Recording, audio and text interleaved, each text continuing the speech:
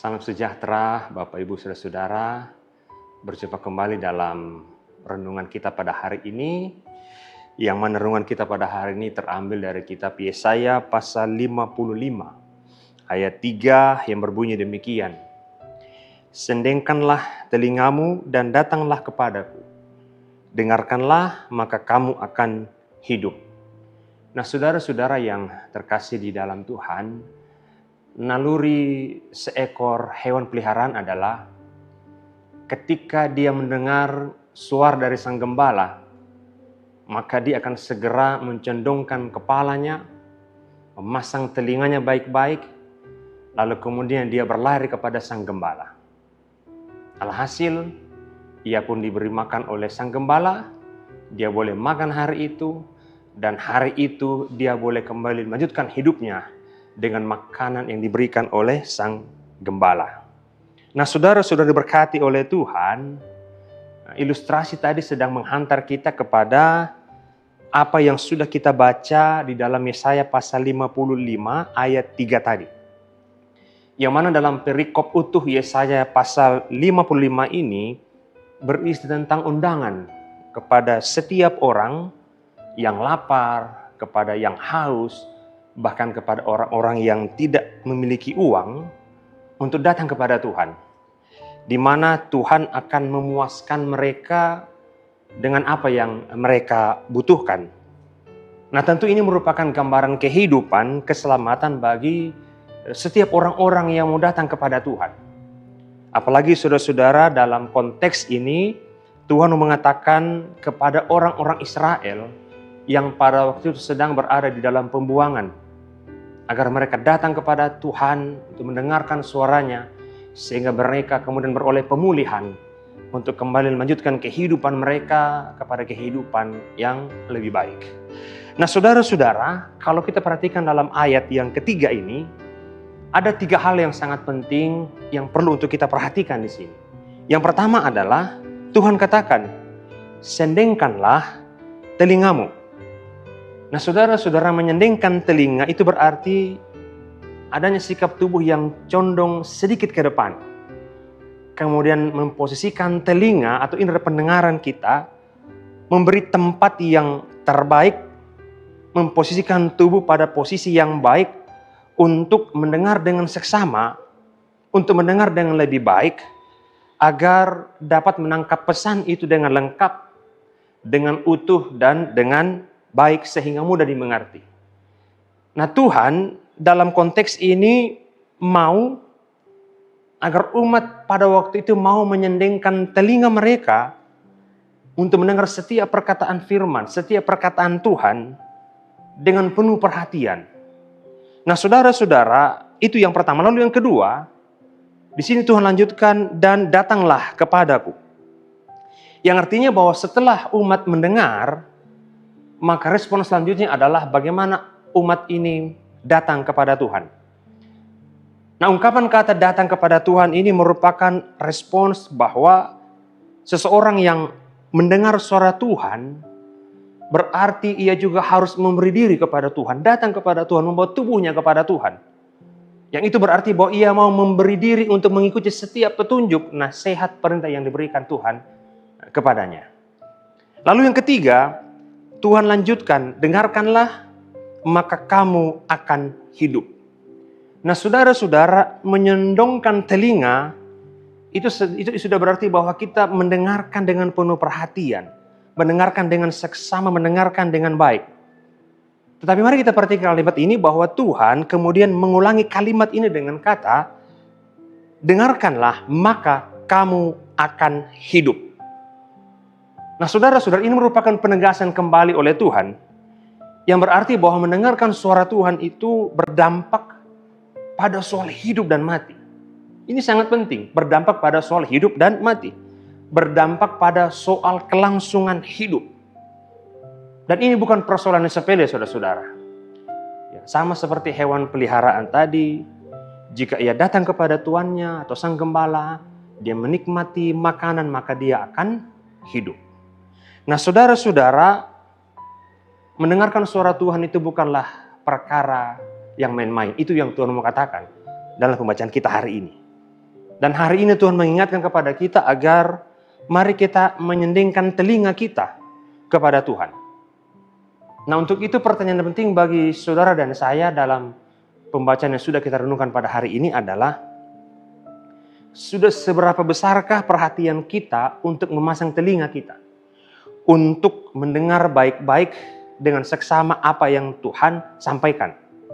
Sudah berapa besarkah perhatian kita untuk berusaha mendengar setiap suara Tuhan yang diberikan atau yang kita diperdengarkan untuk kita? Nah, saudara-saudara, kita perhatikan Sakeus. Sakeus pada waktu itu adalah orang yang dianggap berdosa. Dia nggak berdosa. Tetapi hari itu, saudara-saudara, ia mencari Tuhan Yesus ketika dia mendengar Tuhan datang di tempat itu. Ia mencari dan kemudian memanjat pohon, mencari tempat posisi terbaik untuk mendengar setiap perkataan Tuhan. Sampai-sampai kemudian ia harus menjadi pusat perhatian orang-orang pada waktu itu karena dia berada di atas pohon. Nah, ini menjadi penting bagi kita. Bagaimana mencari tempat posisi yang terbaik untuk mendengarkan suara Tuhan. Tapi sekarang apa yang terjadi, saudara-saudara, ya kalau kita perhatikan, ya di gereja atau di mana saja, kadangkala, maaf saja, kita kadangkala mencari tempat yang mungkin paling belakang ketika kita beribadah kepada Tuhan. Bahkan juga saudara, saya pernah mengikuti sebuah kebaktian di mana kebetulan waktu itu kami terlambat karena datang ke suatu kota. Kami duduk di belakang ketika pendeta sedang berkhotbah. Saya melihat ada 3 anak remaja yang anak beranjak pemuda. Mereka tidak mendengar khotbah dengan baik, tetapi mereka sibuk memainkan HP-nya, gadget mereka, bermain game online. Nah, tentu ini sangat ironis, saudara-saudara. Nah, kita juga pun kadang-kala tidak adil atau mungkin egois dalam hidup ini. Buktinya apa, saudara? Ketika mendengar aib seseorang, ya kita berusaha atau mungkin antusias untuk mencari tahu. Tapi ketika berbicara soal firman yang kita dengar atau diperdengarkan kepada kita, ya kita tidak memiliki gairah untuk itu. Nah, hari ini Tuhan mau agar kita mendengar baik-baik. Agar setiap suara Tuhan kita tidak salah paham. Kita tidak salah mengerti. Sehingga dengan itu kita mau belajar untuk dituntun. Agar sehingga dalam seluruh kehidupan kita, dengan pengetahuan, dengan pemahaman itu, kita tidak salah dalam mengambil keputusan termasuk dalam melangkahkan kehidupan kita. Saudara-saudara, kalau beli mesin cuci, situ pasti ada petunjuk penggunaan. Kalau kita tidak membaca dengan seksama, memahami dengan mengerti, pasti kita akan salah dalam menggunakannya. Meskipun kita sudah paham. Nah, saudara-saudara, memahami firman itu yang mau dikatakan oleh pembacaan kita itu penting. Karena itu, saudara, jikalau saudara duduk di dalam gereja atau mungkin beribadah kepada Tuhan, mari kita fokus. Saya secara pribadi mau mengatakan kepada kita, kalau kita bergereja, carilah posisi yang terbaik. Jangan suka duduk ya dengan orang-orang yang suka cerita, Bapak Ibu. Kalau dengan demikian, Bapak Ibu akan sulit konsentrasi untuk mendengarkan firman Tuhan. Carilah tempat yang terbaik. Karena mendengar suara Tuhan bukan perkara yang main-main. Itu yang pertama. Lalu yang kedua, setelah mendengar suara Tuhan, responlah. Datanglah kepadanya. Perhatikan Sakeus, saudara-saudara. Setelah mendengar khotbah Yesus, ia pun turun dari pohon itu dan datang kepada Yesus. Ia bertobat kepada Tuhan dan ia memberi hidup kepada Tuhan. Dia bertobat hari itu dan ia kemudian hidup baru di hadapan Tuhan Yesus. Nah, totalitas orang Kristen dalam menjalani hidup ini adalah bagaimana ia mau datang kepada Tuhan, mengakui dosanya dan bertobat. Bagaimana ia mau berkomitmen untuk memberi diri di bawah petunjuk Tuhan. Datang kepada Tuhan berarti kita memberi diri, dituntun oleh Sang Firman itu. Dan yang jelas dalam firman Tuhan, dengarkanlah maka kamu akan hidup. Ini perlu kita perhatikan, saudara-saudara. Berarti ada hubungan antara suara Tuhan atau firman Tuhan itu dengan masa depan kita. Dengan hidup matinya kita. Itu ada hubungannya, saudara-saudara. Ini janji Tuhan. Kita beroleh kehidupan. Nah, hidup yang dimaksudkan di sini adalah keselamatan, keberhasilan, entah itu keberhasilan di dunia, kesuksesan, karir, berkat-berkat Tuhan, pemulihan dari pergumulan, persoalan, pemulihan dari sakit penyakit, bahkan juga lebih daripada itu adalah keselamatan di dalam bersama dengan Tuhan. Nah, yang juga Tuhan mau katakan kepada kita adalah menyendingkan telinga kepada Tuhan juga memiliki hubungan erat dengan keberhasilan kita.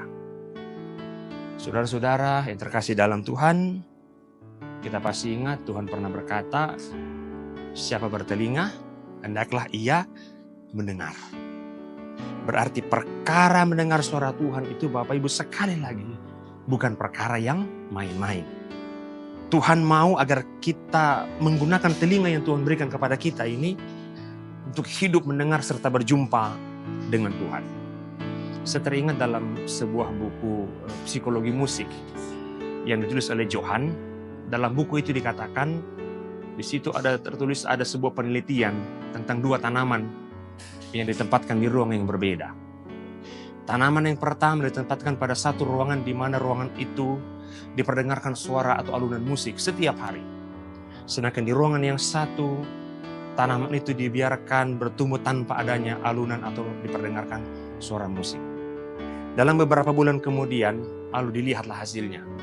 Yang terjadi adalah bahwa tanaman yang tumbuh dalam ruangan yang memiliki atau suara musik itu tumbuh lebih baik, bertumbuh lebih cepat daripada tanaman yang tidak diperdengarkan oleh suara alunan musik. Artinya apa Bapak Ibu? Kalau suara musik saja bisa berpengaruh pada sebuah tanaman, apalagi suara Tuhan dalam seluruh kehidupan saudara-saudara. Tuhan Yesus memberkati. Amin.